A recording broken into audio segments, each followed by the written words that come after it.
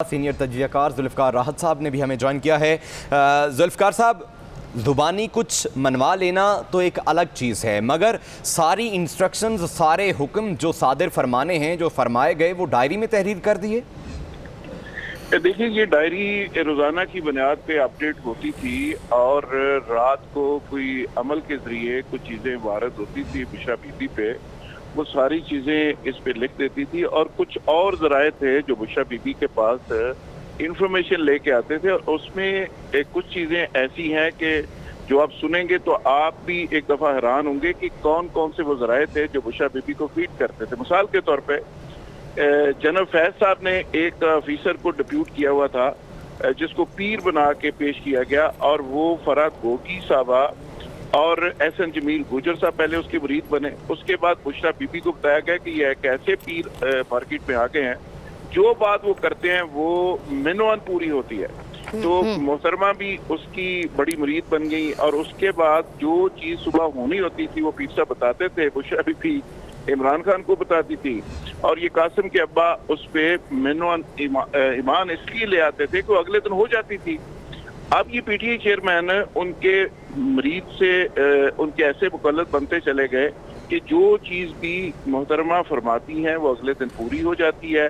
अब उसके बाद उन्होंने सियासी मशवरे भी देने शुरू कर दिए, उन्होंने ज़ाती मशवरे भी देने शुरू कर दिए, कपड़े कौन से पहनने हैं, रंग कौन सा पहनना है, किस तरह पहनना है, क्या करना है, वो सारी चीज़ों में वो एडवाइस करती रही। खाने से लेके सियासत तक, सियासत से लेके रहन सहन तक, इवन किस दिन में आपने कौन से कलर्स पहनने हैं और किस दिन आपने दफ्तर जाना है और किस दिन दफ्तर नहीं जाना, घर में काम करना है। तो ये सारी चीजें बेसिकली वो एडवाइस करती थी। अब तो ये बहुत थोड़ी चीजें हैं डायरी के अंदर जो चीज आई है, बहुत सारी चीजें ऐसी हैं जिसके लिए मोहतरमा बाकायदा तौर पे एक शेड्यूल बनाती थी। वो कासिम के अब्बा के दिमाग को भी कंट्रोल कर रही थी, वो उनके सिस्टम को भी कंट्रोल कर रही थी, और वो एक तरह से गवर्नमेंट के अफेयर्स को भी कंट्रोल कर रही थी। और अब तक आप अंदाजा करें कि पीटीआई चेयरमैन अब भी कहते हैं कि वो मेरी मुर्शिद हैं, तो वो आज भी अपनी मुर्शिद की एक एक बात पे उसी ईमान के साथ वो अमल करते हैं जिस तरह वो पहले करते थे।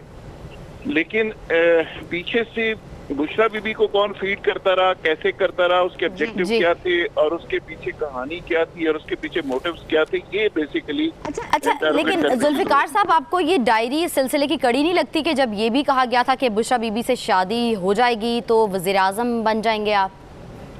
देखें, ये कहानी बड़ी, ये बिल्कुल एक अफसानवी कहानी है और ये एक ड्रामाई कहानी है। इसमें तो फिल्म बननी चाहिए जिस तरह ये सारा एपिसोड हुआ और जिस तरह ये उसका ड्राफ्ट सीन हुआ।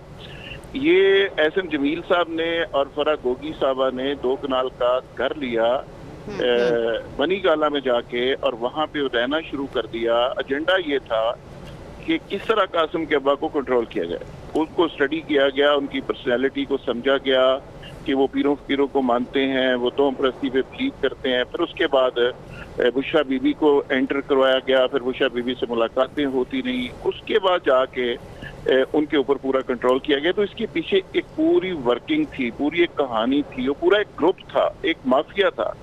और वो पूरा माफिया जिसमें एक एक्ट्रेस थी, उसमें एहसन जमील गुजर थे, फरा गोगी थी, और उनकी और 2-4 दोस्त थी, बुशरा बीबी इनकी हेड थी। तो ये सारी टीम ने बेसिकली मिल के कासिम के अब्बा को बेवकूफ़ भी बनाया और उसको काबू भी किया। अच्छा लेकिन जुल्फ़िकार साहब, दीन के ऊपर उनका जिस तरह से हमेशा से बयान आया, रियासत मदीना की बात करते थे, जब भी अपनी वो कोई ख़िताब या कोई भी इजलास में होते थे तो या का नाबदू व या का नस्ताइन कहते थे, तो वो उनकी अपनी पर्सनैलिटी नज़र आती थी। लेकिन अब जो ये डायरी आई है तो आपको कॉन्ट्रडिक्शन नहीं नज़र आ रही? देखिए, आप हैरान होंगी कि फोर्सेस के अंदर भी जो मुख्तलिफ अफसरान को हटाने के इशू पे, मिसाल जो सबसे बड़ा फड्डा बना आर्मी फोर्सेस से और एस्टेब्लिशमेंट के साथ, वो डीजीआई का एक इशू। डीजीआई के इशू पे भी बुशरा बीबी उसकी वजह बनी, और बुशरा बीबी ने कहा कि इसको हटाया जाना बड़ा जरूरी है। और उसके बाद फरा गोगी और ये सारा गैंग उस पर काम कर रहा था, और उसके नतीजे में वो भी इमरान खान से कासिम के अब्बा से एक ऐसा काम करवाया गया जिसके नतीजे में اس کی گورنمنٹ بھی اس کو مشکل میں اور عجیب و غریب چیلنج کا اس کو سامنا کرنا پڑا. تو بات آپ صحیح کہہ رہے ہیں کہ یہ جو مذہبی ٹچ تھا بیسیکلی یہ باہر کی ایک فرم تھی, لابنگ فرم.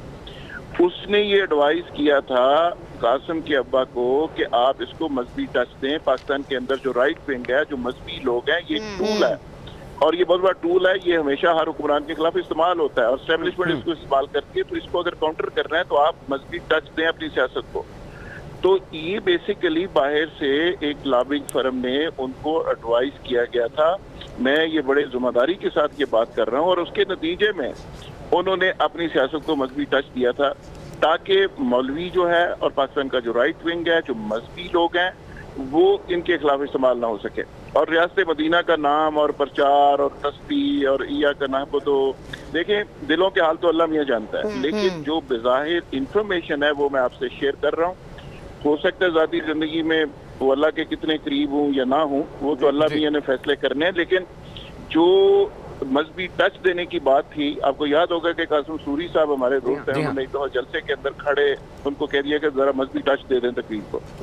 تو وہ جو مذہبی ٹچ دیتے تھے بیسیکلی اس کے پیچھے مذہب کی وہ روح نہیں تھی, وہ لوگوں کو تھوڑا سا بیوقوف بنانے کی بات تھی جو پاکستان کے اندر ہمیشہ سے بنایا جاتا ہے. مذہب ایک ایسا مذہب کا چورن بہت سارے لوگوں نے بیچا, تو اس نے بھی بڑا سکسیسفلی بیچا. بھٹو صاحب کے بعد یہ دوسرے لیڈر ہیں جو نیریٹو بناتے بھی ہیں, اس کو اٹھاتے بھی ہیں, پھر اس کو سیل بھی کرتے.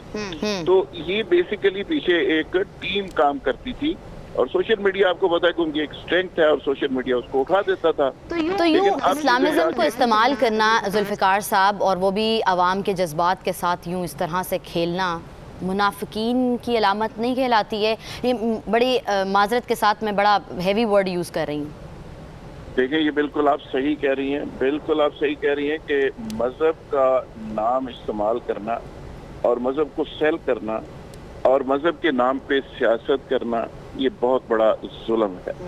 یعنی ہماری بدقسمتی یہ ہے کہ انہوں نے ماضی کے اندر دیکھا کہ یہ مذہبی لوگ جو ہیں وہ مشرف کے خلاف استعمال ہوئے, وہ نواز شریف کے خلاف استعمال ہوئے, وہ بھٹو کے خلاف استعمال ہوئے. تو ماضی کے اس تجربے کو سامنے رکھ کے اس لابنگ فرم نے ان کو ایڈوائز کیا کہ آپ کو سب سے بڑا خطرہ جو ہو سکتا ہے اس ملک کے اندر وہ مذہبی ایلیمنٹ سے ہو سکتا ہے. اور اس کے بعد انہوں نے یہ پرو ریلیجیس ہو گئے, انہوں نے پوری ریاست مدینہ پہ ہی قبضہ کر لیا. حالانکہ پریکٹیکلی دیکھا جائے کہ ریاست مدینہ سے موصوف کا کیا تعلق ہے اور وہ اس کے سٹرکچر کو کتنا سمجھتے ہیں کہ ریاست مدینہ کا نقشہ کیا تھا یا اس کو امپلیمنٹ کیسے کیا جا سکتا ہے, ریاست مدینہ کا ماڈل کیا ہے. تو اس پہ بات ہو سکتی ہے, اس میں کوئی شک نہیں, لیکن ان کا بس مذہب سے اتنا ہی تعلق تھا جتنا آپ بتا رہی ہیں. باقی چیزیں تو آج بھی پوسٹر لگ رہی ہیں کہ وہاں پہ بہت زیادہ وہ باتیں کر رہے ہیں.